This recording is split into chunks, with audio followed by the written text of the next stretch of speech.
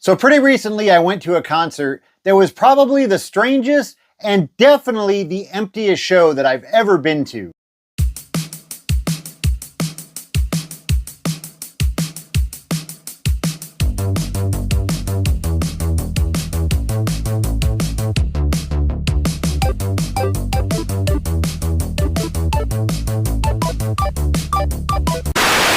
So a couple of months ago, I get an email.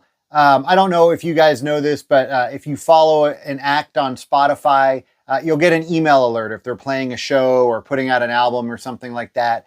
And so I get an email saying that Epmd is going to be playing a show in Los Angeles. And I was pleasantly surprised. I hadn't heard anything about this, but they're not the headliner. Big Daddy Kane is actually the headliner. It's Epmd and Big Daddy Kane. And then also Keith Washington is performing, who I was not familiar with.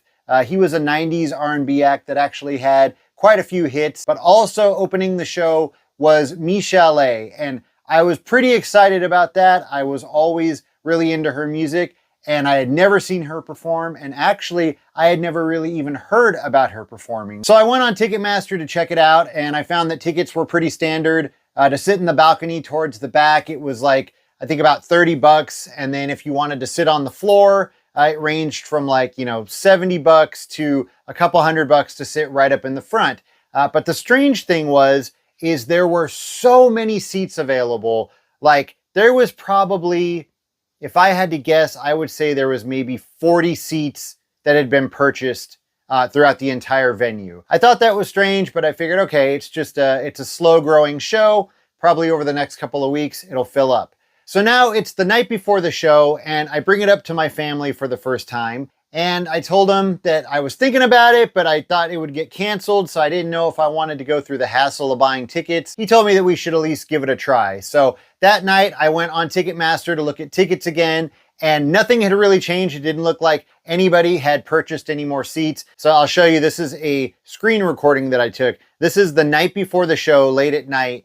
And as you can see, there are so many seats available. So nothing had really changed as far as seat availability, but the price had now come down. So I bought 2 tickets for me and my son, and it turned out that they were even cheaper than what it had said. When I put the tickets in my cart, it said they were $18 each plus service charge. But then when I got the receipt emailed to me, I think total it was like $34 for 2 tickets, including the service fee. So I don't know when the last time was that I was able to go to a show for $34, all inclusive. So the next day we headed down to the Wiltern and there it was on the marquee. It appears that it has not been canceled. However, you can see that there's not much of a crowd outside. Usually if you go to a show at the Wiltern, there's a pretty long line going down Wilshire. And at the very least, you'll find some people kind of hanging out outside of the venue, but there really wasn't anybody around. So we got inside the venue and the lobby was the same way. It was a ghost town. There was hardly anybody around, maybe just a few people hanging out by the bar. But for the most part, there was nobody there. And I mean, I've been to quite a few shows at the Wiltern. I've even been to a movie screening at the Wiltern. I saw Purple Rain there and the lobby was packed for a movie screening. Now, the weirdest thing was there was no merch for sale. This is where the merch should be set up, but there was nothing. Now, I don't think I have ever been to a show in my life that had no merch for sale. Even a small local show, like, a punk band that's got maybe 10 people in there, they've always got their t-shirts set up and everything, but there was nothing set up for this show. So I thought that was really strange. So we headed up to the balcony and we found our seats. And I grabbed the cheapest seats that they had on the balcony. And then my plan was just to move down closer because, obviously there was lots of seating available. And once we got up there, it was just like I expected. Almost the entire balcony was empty. And so we found some seats that were like dead center down towards the front. Now this is a shot of the floor about 10 minutes before the show started. And as you could see, you could pretty much sit anywhere you wanted on the floor as well. There were so many seats open. I kept thinking that, right before the show was going to start, a bunch of people were going to come in, but it just never happened. So it was finally showtime and Michel'le took the stage. Overall, it was good. Like I said, I had never seen her before and I like a lot of her songs, but it was kind of strange. So she came out And right off the bat, she kept messing with her pants. Like something was wrong with, they were too long or something. And instead of just jumping into the music, she kept stopping to mess around with the bottoms of her pants and trying to pull them up over her shoe. And so she finally started performing, and she went right into one of her biggest songs. Actually, the first two songs she played were her two biggest hits.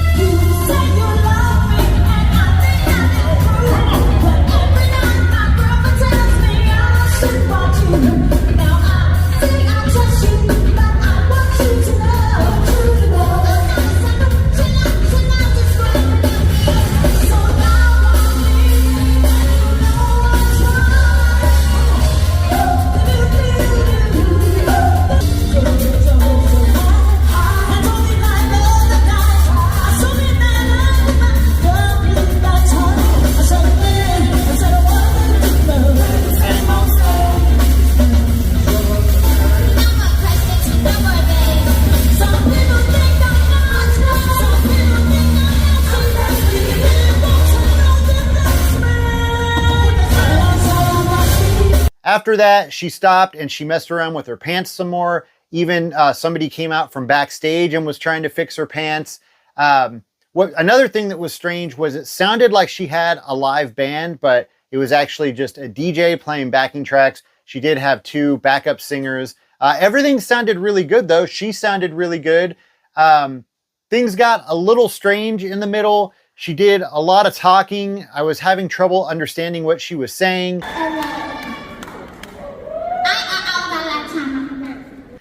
She did some medleys of songs that she had appeared on or songs that she had influenced or helped with.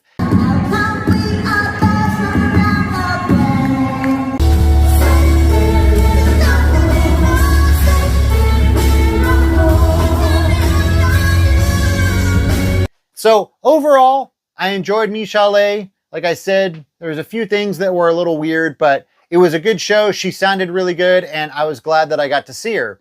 So next up was Keith Washington, and as I already said, I wasn't really familiar with his stuff, but it seemed like just about everyone else in there was. The crowd really loved him, and he put on a really good show and sounded excellent.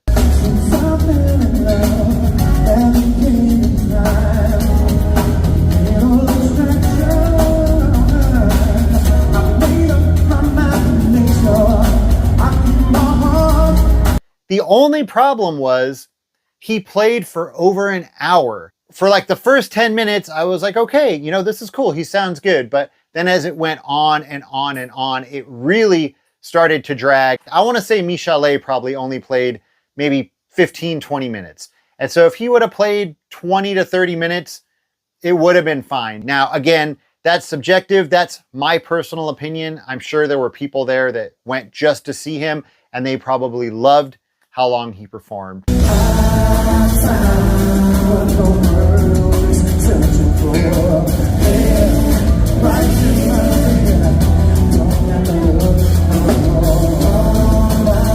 Now, keeping with the theme of the show, of course, it had to get a little weird during his set. He was right in the middle of his set, about to go into another song, when all of a sudden somebody comes walking from backstage with a microphone, and he's talking about how, you know, did you see those two fine ladies down there? We've got to bring them up on stage. Bring them right on up here. They got to be from Tennessee.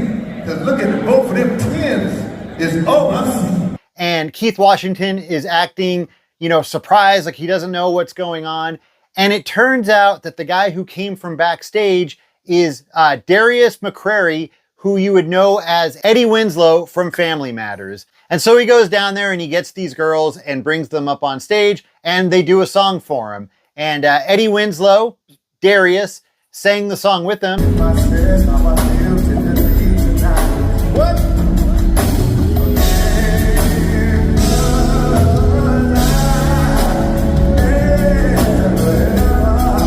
Now, probably the funniest part of this entire thing, a couple of rows in front of us, this guy is leaning over and talking to his friend, and we figured out that he's trying to explain to him who the guy on stage is, and then he shows his friend a picture.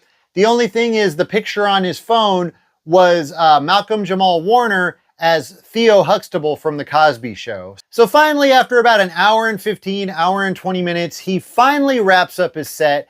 So EPMD was about to go on. All of a sudden, one of the promoters comes out from backstage and he announces, "We need everybody up on the balcony to come down to the floor right now. We want to pack this floor for EPMD." I don't know why I thought that there was going to be limited seating down there and that we had to get ahead of everyone and get a seat. There was way more than enough seats for everybody. So we sat dead center, probably about 10 rows back. We could have went a little bit closer, but I don't know. I didn't want to get greedy. I felt like we weren't supposed to be down there anyways. So finally, EPMD came out and they put on a good show, but I've seen them before and this probably wasn't their best.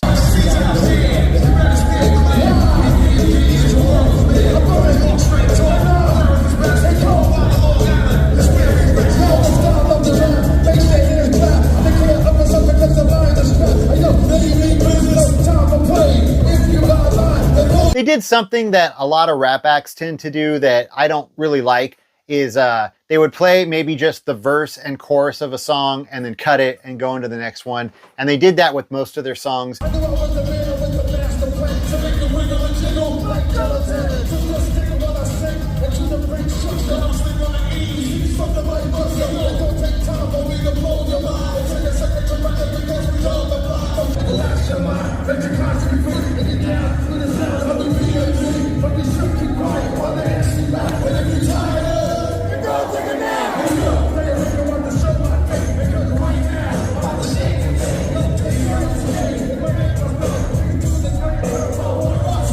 Overall, I enjoyed the performance, and again, for the price, to sit right in front, can't beat it. Now, I want to say EPMD only played about 30 or 40 minutes, but still, by the time they were done and Big Daddy Kane was about to come on, it was almost midnight. I want to say it was probably about 11:30, and so the band finally started up. He had a full band, which was really cool, and he came out on the stage very slowly, and the first thing that he said to the audience was, "Man, y'all are some troopers. I'm about ready to go to bed. It's late." It was pretty obvious that he was tired and ready to go home. But as soon as the show kicked into full gear, so did he. All of his energy came out. His rapping was on point. He did all the songs you would want to hear. I've seen Big Daddy Kane a couple of times before also, and this performance was just as good as any other.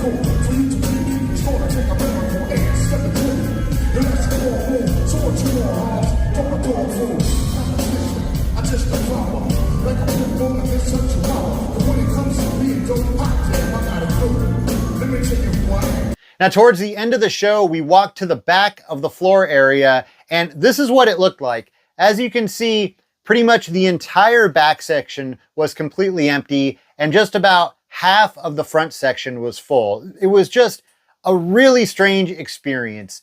And I wouldn't say that this had anything to do with the performers. In my personal opinion, if you put Big Daddy Kane and EPMD in that same venue and you promoted it correctly, I'm pretty sure they would have been able to pack the place. I mean, I never heard anything about this show except for the one email that I got from Spotify. I never saw anything on social media. I never heard anything on the radio, never saw any posters, flyers, nothing. But overall, I had a good time.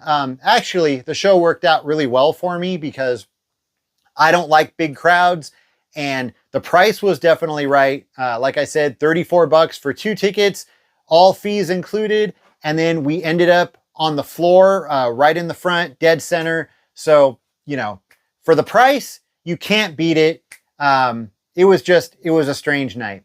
Anyways, I just wanted to share that with all of you, a fun and strange evening of old school hip hop.